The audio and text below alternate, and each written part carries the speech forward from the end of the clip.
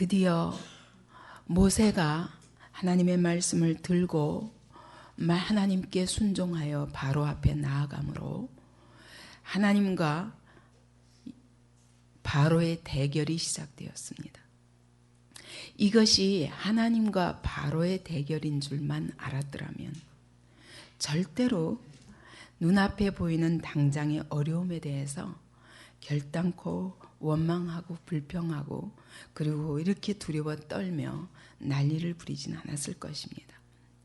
근데 우리가 그것을 보지 못함으로 인해서 문제 앞에서 당장 코앞에 있는 문제만 해결하려는 것, 당장 내 감정, 당장 내게 불편한 것, 요것만 벗고자 하는 것이 우리의 죄의 속성입니다.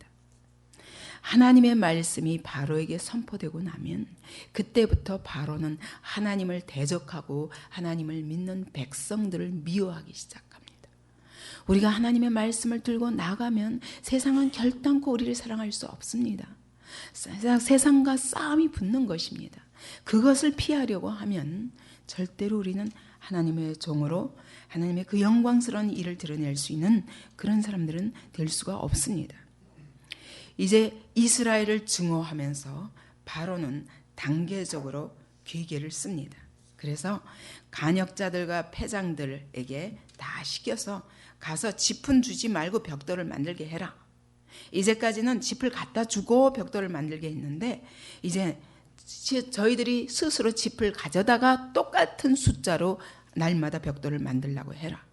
그러니까 이 명령이 이게 무슨 일인지를 몰라요. 이스라엘 백성들이 12절에 보니까 처음에는 백성이 애굽 온 땅에 흩어져 곡초 그루터기를 거두어다가 짚을 대신하니, 짚이 없으니까 광야에 무슨 짚이 있겠습니까? 농사를 짓는데 가야 있지. 온 땅에 흩어져서 곡초 그루터기들을 거두어다가 짚을 대신해서 갖다가 채워서 해보려고 했습니다. 이게 지금 무슨 싸움인지 이 사람들은 모르는 거죠. 그랬더니 그게 됩니까? 잘 안 되죠. 그걸 집 대신 할 것을 거두러 다니는 시간과 이 벽돌을 만드는 시간과 같이 합해야 전에같이 나올 수가 없죠.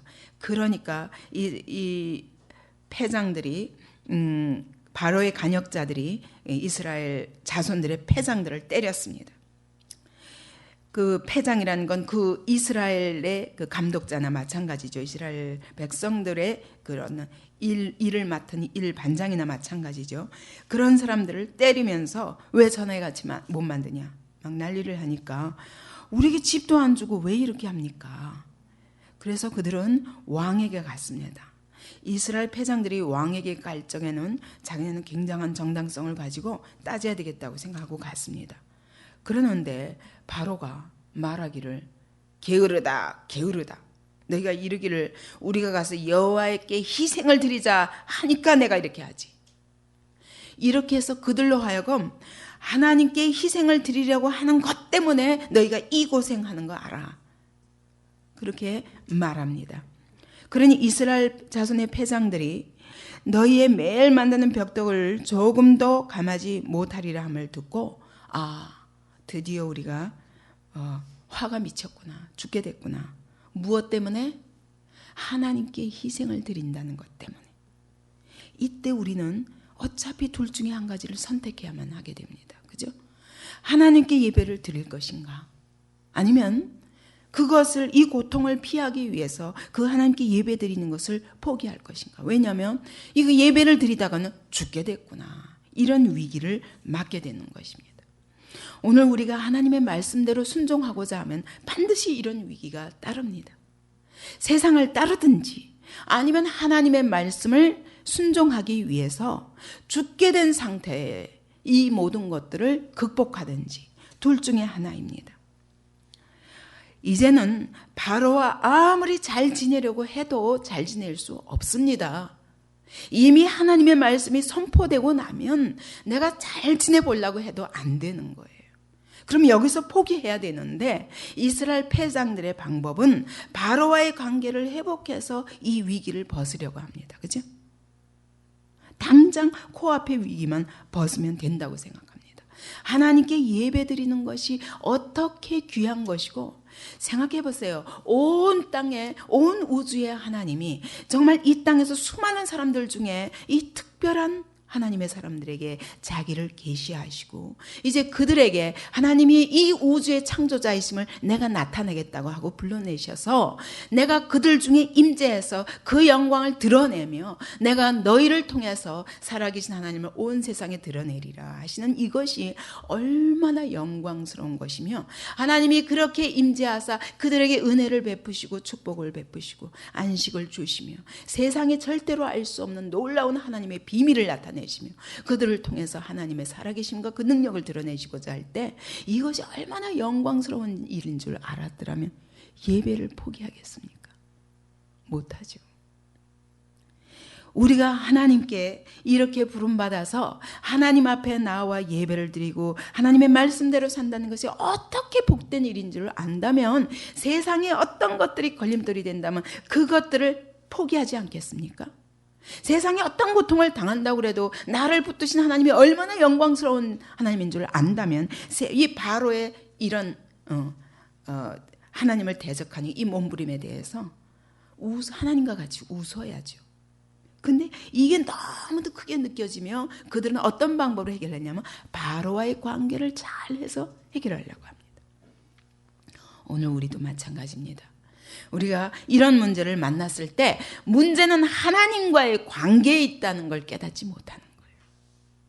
바로하고 적당히, 세상과 적당히 해서 어떻게 하든 편안하게 문제를, 예전과 똑같은 평화로운 노예가 평화롭습니까? 그런데도 그게 더 편안한 거예요. 그래서 그런 것으로 이 문제를 해결해 보려고 합니다. 그러니까 이제 여기서부터 문제가 사실은 하나님께서 어떻게 놀라운 영광으로 그들에게 나타내시고자 했으나 이들이 이와 같이 여전히 세상을 붙잡고 하나님과 등지기 시작하면 하나님의 영광이 드러날 수 없고, 그렇다고 하나님 포기하시는 분이십니까? 아니죠. 하나님 포기하시지 않습니다. 우리가 하나님께 순종하기로 결단하면 모든 것이 이와 같이 다 어려움이 올 수 있습니다. 남편과도 어려움이 옵니다.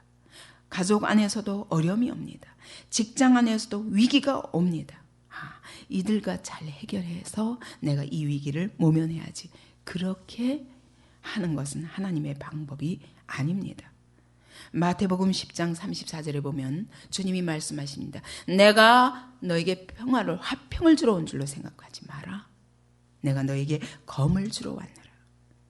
하나님을 믿게 되는 그 즉시 이 세상의 모든 것들과는 적이 될 수밖에 없습니다. 왜냐하면 세상 주관자가 사단이기 때문입니다. 그러나 이제 돌아갈 수가 없어요. 그러면 빨리 하나님 편에 속하는 것이 빨리 우리 문제를 해결하는 길입니다. 그러나 그들은 이제 예배 때문에, 여호와께 희생을 드리는 것 때문에 우리가 이렇게 죽게 되었구나. 누가 그래? 그러니까 모세와 아론이에요. 모세와 아론에 대해서 분을 냅니다. 21절에 보니까 모세 아론을 만나자마자 너희가 우리로 바로의 눈과 그 신하의 눈에 미운 물건이 되게 하고 그들의 손에 칼을 주어 우리를 죽이게 하는도다. 그러면서 뭐라 그럽니까? 여호와는 너희를 감찰하시고 판단하시기를 원하노라. 이런 이스라엘 백성들도 뭐라 그래요? 하나님의 이름으로 말한다. 하나님의 이름으로 모세를 비난하고 저주합니다. 이러면서 불평하며 모세와 아론과 백성들이 다 간격이 생겨버립니다. 하나님의 말씀이 선포되고 나면, 하나님의 말씀에 순종하지 않으면 하나님 백성들은 지도자와 대적하게 됩니다. 당장 눈에 보이는 지도자와 대적하게 됩니다. 이게 하나님의 교회의 위기입니다. 이제까지 바로가 이스라엘 백성을 구원하고자 했을 때 40년 전에, 그럴 때 한번 이스라엘 백성들이 모세를 거절했었습니다. 그래서 그가 미디안 광야에 쫓겨나가서 40년 동안 하나님 앞에 연단 받은 다음에 이제 정말 하나님의 때가 되어서 나와서 정말 얼마 전에 그랬잖아요. 이스라엘 백성이 믿으며 여호와께서 이스라엘 자손을 돌보시고 고난을 감찰하시다 함을 듣고 머리 숙여 경배하면서 모세가 하나님의 그 모든 말씀들을 다 전하고 그 앞에서 이적을 행할 때 다 믿었다고 그랬어요. 모세를. 근데 순간적으로 어려움이 오자 탁 돌아섭니다. 저는 우리 안디옥 교회를 세우면서 이걸 한두 번 경험한 게 아니에요. 하나님의 말씀을 선포하면 그 말씀에 대해서 내가 내 속에 있는 죄성을 꺾지 못한다 하면 당장 대적하고 일어나요. 그리고 모든 핑계를 지도자에게 돌리며 하나님의 말씀 전한 자에게 돌리고 그리고 정죄하고 떠납니다. 이게 한두 번 당한 일이 아니에요. 한 번도 제가 성도들 앞에서 개인적인 감정으로 하나님의 말씀을 전해본 적이 없습니다. 왜냐하면 저도 이 자리에 서면 붙들려서 전하기 때문에 때로는 적당히 말하고 싶은데 그게 안 돼요. 막 이 뱃속에서부터 나오기 때문에 하나님이 나를 붙잡으시지 않으면 사실은 하나님께 붙들린 사람은 하나님의 뜻에서 조금만 어긋나게 전하고 나면요. 그날은 그냥 괴로워서 못 견뎌. 그 다음에는 이 문제를 해결할 때까지는 하나님 앞에 서지를 못합니다. 그렇게 하나님이 간섭하십니다. 그러므로 하나님의 말씀만 들으면 되는데 그 하나님의 말씀이 선포될 때 내가 아프면 그리고 내가 나를 고치기 싫으면 지도자에게 다른 비난을 가지고 다 모든 책임을 돌리고 그리고는 딱 떠나갑니다. 그렇게 해서 안디옥 교회가 여러 번 찢어지고 넘어졌었습니다. 그러나 저는 한 사람이라도 하나님의 말씀에 귀 기울이는 사람이 있으면 이것이 교회다. 둘이 앉아서 예배를 드리더라도 정말로 하나님의 말씀을 아멘으로 100% 받을 수 있는 사람만이 참된 하나님의 백성이다. 그런 확신을 가지고 있기 때문에 그렇게 인간적으로는 사랑하는 많은 사람들이 떠나도 저는 말리지 않았습니다. 안디옥 교회가 그렇게 세워진 교회입니다. 오늘도 여전히 마찬가지입니다. 앞으로도 여전히 마찬가지일 것입니다. 이런 위기들은 옵니다. 여러분, 이 자리에서 선포되는 말씀은 절대로 사람의 말로 받으시면 안 됩니다. 하나님의 말씀이 나를 찌르실 때 그것으로 말미암아 위기가 오면 하나님의 음성 앞에 나 자신을 살피며 나의 고집을 꺾는 것이 하나님의 백성된 도리입니다. 왜냐하면 하나님의 교회는 말씀으로 다스려지는 공동체이기 때문입니다. 사람이 중요한 것이 아니라 하나님이 이 입술을 통해서 하나님 말씀을 선포하게 하시고 그 말씀으로 이 무리를 다스려서 하나님의 놀라운 영광을 드러내시고자 하기 때문입니다. 그런데 40년 걸려서 겨우 교회가 세워졌는데 얼마 안 가서 팍 위기가 오는 거예요. 어떻게? 모세와 아론을 미워하면서 안 가겠다 그거예요. 안 가겠다. 진짜 우리의 위기는 바로가 우리에게 진노하는 것이 우리의 위기가 아니라 하나님이 우리에게 진노하실 때 그것이 진정한 위기라는 것을 알아야 됩니다. 이 하나님이 노하시면 얼마나 두려운지를 알아야 바로가 노하는 거 이건 아무것도 아니에요. 그러니까 시편에 뭐라고 했어요? 여랑이 어찌하여 분노하느냐. 하나님 한 분밖에는 진짜 우리에게 화내실 수 있는 분이 없어요. 온 천지의 주제이시오. 온 천지를 창조하신 하나님이 화를 내셔야 마땅한 거지. 누가 감히 피조물이 화를 내요? 누구 앞에서? 우리는 하나님을 두려워해야 합니다. 그 하나님의 진노가 가장 우리에게 두려운 줄 알고 그런데도 보십시오. 이스라엘 백성은 여호와의 이름을 불러가면서 하나님의 뜻대로 전하는 자에게 제가 하나님이 너희를 판단하시기로 하는데 이렇게 백성을 괴롭히니 이러면서 그들이 원망하고 불평하고 모든 책임을 지도자에게 돌립니다. 그런데 모세 보십시오. 모세가 22절에 여호와께 돌아와서 고하되 주여 어찌하여 이 백성으로 학대를 당케 하셨나이까? 어찌하여 나를 보내셨나이까? 모세가 금방 모세도 못 견뎌요. 사람이니까. 이런 비난과 이런 위기를 모세도 견딜 수 없어요. 그런데 이스라엘 패장과 틀림없이 다른 것은 무엇이냐? 모세는 사람 앞에는 왜 하나님이 이렇게 하셨을까? 나도 좋아서 하는 거 아니야. 이런 변명 필요 없어요. 모세는 곧바로 여호와께 갑니다. 그리고 하나님께 온갖 내 속의 모든 고통을 털어놓는 거예요. 주여 어찌하여 이 백성을 학대를 당케 하십니까? 주님이 내가 끌어내겠다 하면 끌어내시지. 왜 우리에게 이 하나님의 말씀을 순종하려고 그랬더니 이렇게 학대가 오게 하십니까? 왜 내버려 두시는 거예요? 그럴 거면 왜 나를 보내셨습니까? 사실 원망과 불평은 모세도 똑같습니다. 그런데 문제는 이것을 원망과 불평까지도 하나님 앞에서 하지 않고 그리고 사람에게 하면서 하나님이 이 문제에 개입되셨다는 것을 알지 깨닫지 못하고 믿지 못하는 이스라엘 패장들과 달리 모세는 이것이 하나님께로부터 온 것을 알기 때문에 모든 아픔을 하나님 앞에 가서 다 쏟아놉니다. 사람 앞에는 이런 방구 말하지 않습니다. 그리고 하나님께 이 아픔과 슬픔을 다 실망까지도 좌절까지 다 쏟아놓은 거예요. 패장의 눈에는 오직 바로와 모세만 보입니다. 그죠? 그러니까 모세에 가서 원망해서 바로의 진노만 피하면 됩니다. 근데 모세의 눈에는 바로보다 하나님이 보이는 거예요. 왜 하나님이 침묵하고 계세요? 나보고 가라고 그래서 갔잖아요. 갔으면 제발 좀 왜 이렇게 형통케 하시지 않고 이런 어려움을 주십니까? 왜 가만히 계시는 겁니까? 예, 하나님이 가만히 계시는 이유가 있습니다. 이러면서 모세의 불신앙과 이스라엘의 불신앙을 다 드러내시는 것입니다. 우리 안에 있는 온갖 더러운 걸 다 드러내시는 겁니다. 하나님이 침묵하실 때 우리에게 분명히 순종하라고 말씀하시고 그래 하나님이 우리를 건지겠다고 말씀하시고 그리고 가만히 계시면 여러분 가만히 입 다물고 있는 게 나아요.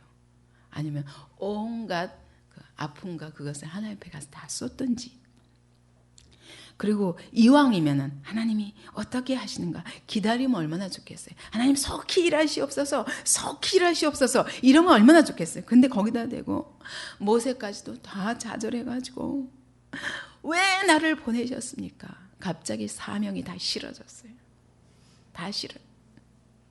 하나님이 가만 계셔서 아주 배신감이 나는 거예요. 왜 이렇게 어려움을 주시는 겁니까? 하나님은 하나님의 때에 일하십니다. 우리는 이런 시간을 통해서 잠시 우리를 기다리게 하시면서 우리의 불신앙을 노출하고 우리 속에 있는 온갖 더러운 것, 제해야 될 것들, 나도 모르는 것들이 이럴 때 다 튀어나오는 거예요. 이럴 때 하나님의 교회는 흔들흔들합니다. 왜? 이럴 때 불신앙의 사람들이 다 드러나는 거예요. 교회가 어려울 때 하나님의 말씀이 속히 진전되지 않는 것 같이 보일 때 그럴 때 온갖 우리 속에 있는 그 정리되지 않은 믿음, 견고하지 않은 믿음, 상한 갈대와 같고 꺼져가는 등불과 같은 그런 나약한 믿음들이 다 드러나는 거예요. 자기 속에 아직도 자기가 우상인 것이 해결되지 않은 사람들의 그 더러운 것들이 다 드러나는 거예요. 하나님이 가만히 계신다고 여러분 거기다 대고 아무 말이나 하면 안 됩니다. 잠잠하게 조용히 하나님 앞에 나아가서 내 마음을 다 토로하면서 하나님이 이 일 가운데 주권적으로 일하시는 하나님을 믿습니다. 하나님이 속히 일하여 주옵소서 하고 겸손하게 기도하는 것이 하나님의 사람입니다. 모세는 왜 나를 보내셨습니까? 내가 바로에게 와서 주의 이름으로 말함으로부터 그가 이 백성을 더 학대하고 주께서도 주의 백성을 구원치 아니하시니 내가 어쩌란 말입니까? 그래도 하나님은 그 불평까지도 들어주십니다. 그래서 6장 1절에 보면 여호와께서 모세에게 이르시되 이제 내가 바로에게 하는 일을 내가 보리라. 이제 내가 그래 바로의 악함을 다 드러내시고 이스라엘의 불신앙과 더러운 모든 정력들을 다 드러내시고 모세 속에 있는 연약한 믿음까지 다 드러내시고 너희는 할 수 없다. 너희는 이런 사람이야. 그럼에도 불구하고 내가 이제부터 어떻게 바로에게 행하시는가를 보라. 이것이 하나님의 대답입니다.